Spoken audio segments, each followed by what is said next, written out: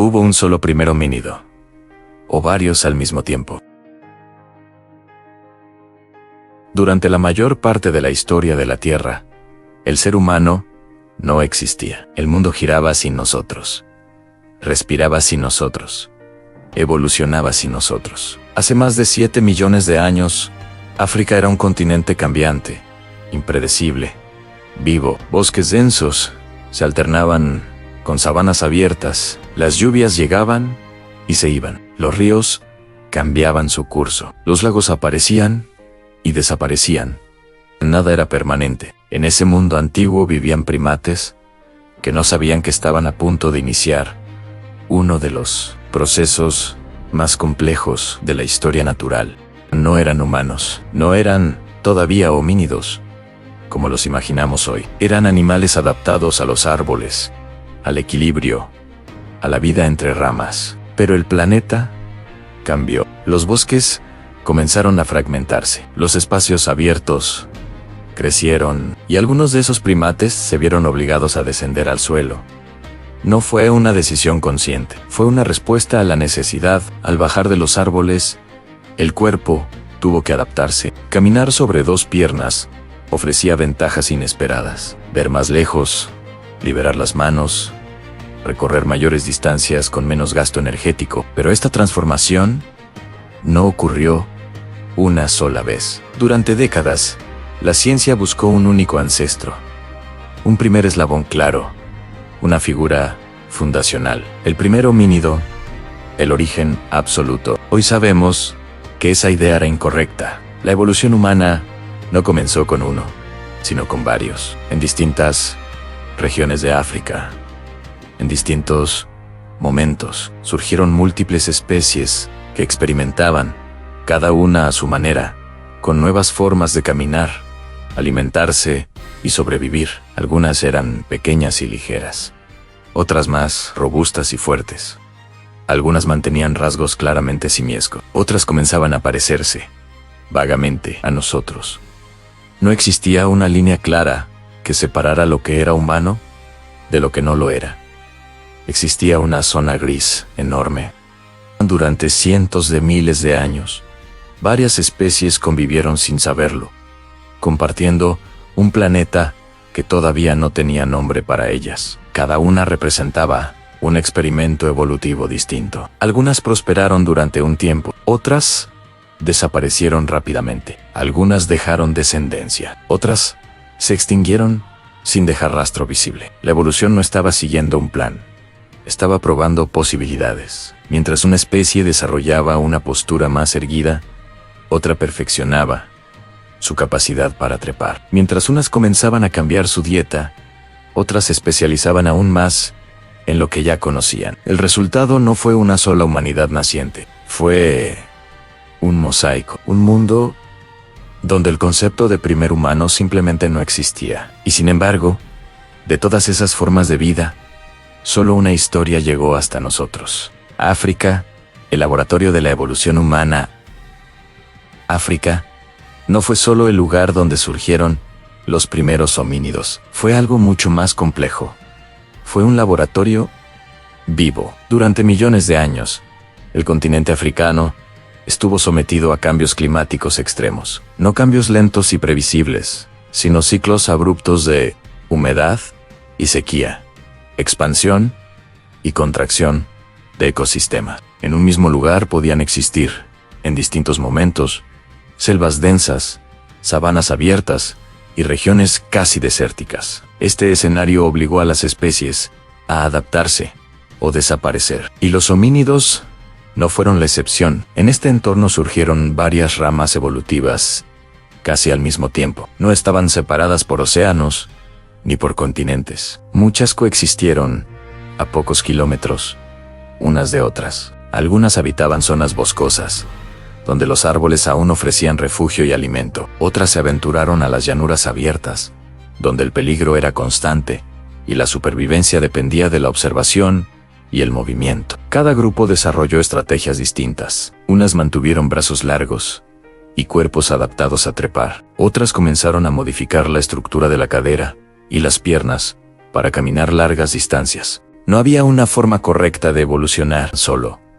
Había intentos. La diversidad fue la regla, no la excepción. Durante este periodo, África fue el único lugar del planeta donde coexistían múltiples especies de homínidos al mismo tiempo. Ningún otro continente vivió algo parecido. Era un escenario de competencia silenciosa, no necesariamente guerras o enfrentamientos directos, sino competencia por recursos, territorio y adaptación al entorno cambiante. Algunas especies prosperaban cuando el clima era húmedo, otras cuando el clima se volvía más seco. Cuando una se debilitaba, otra ocupaba su lugar. La evolución avanzaba a través del reemplazo constante. En este mundo, la inteligencia comenzó a jugar un papel cada vez más importante, no como una capacidad abstracta, sino como una herramienta para sobrevivir. Recordar rutas, reconocer peligros, anticipar movimientos de depredadores, identificar alimentos seguros. El cerebro comenzó a crecer lentamente, no de golpe. Cada pequeño aumento ofrecía una ventaja mínima, pero acumulativa, una ventaja que podía significar vivir un poco más, a reproducirse un poco más, en transmitir esos rasgos a la siguiente generación. Así, África se convirtió en un mapa de posibilidades evolutivas. En el este, algunas especies comenzaron a mostrar un bipedismo más eficiente. En el sur, otras desarrollaron cuerpos más robustos. En distintas regiones, surgieron combinaciones únicas de rasgos físicos y conductuales. No existía una sola dirección, existían muchas, y la mayoría de esas rutas no condujeron a nosotros. Se extinguieron, no porque fueran débiles, sino porque el entorno cambió más rápido de lo que podían adaptarse. La extinción no fue un fracaso, fue parte del proceso. Cada especie que desapareció dejó espacio para otra. Cada intento fallido ayudó a definir qué características eran realmente útiles a largo plazo. África no estaba creando humanos, estaba filtrando posibilidades, y solo una combinación muy específica logró resistir todos los cambios. Pero todavía no estamos ahí. Aún faltan millones de años para que aparezca algo que podamos reconocer como humano moderno. Por ahora el mundo sigue lleno de homínidos distintos, caminando, observando, sobreviviendo, sin saber que solo uno de ellos llegará hasta el presente. El cuello de botella evolutivo, ¿por qué solo una rama sobrevivió?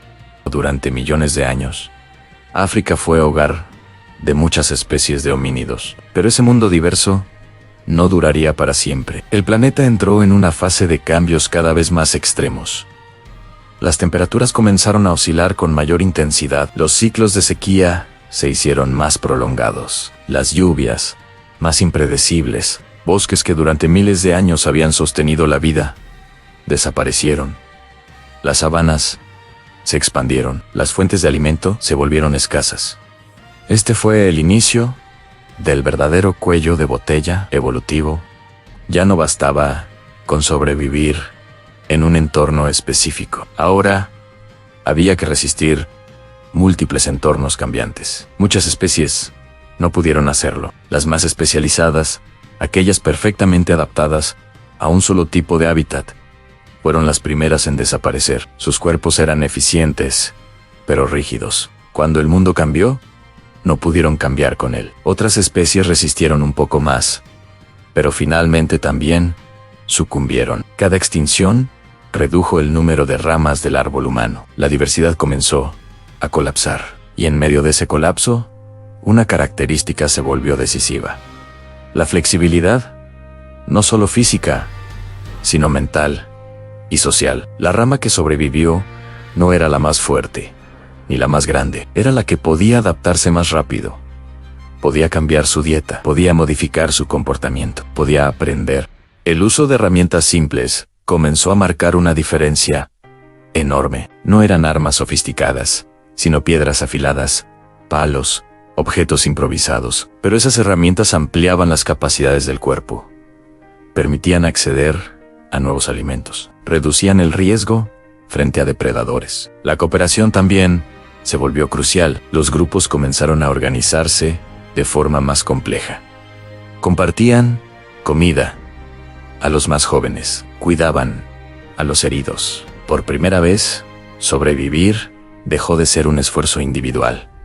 La comunicación se volvió más rica. Gestos, sonidos, miradas, señales. No era lenguaje como lo conocemos, pero era suficiente para coordinar acciones. Quienes podían comunicarse mejor, sobrevivían mejor. Y esos rasgos se transmitían con cada generación.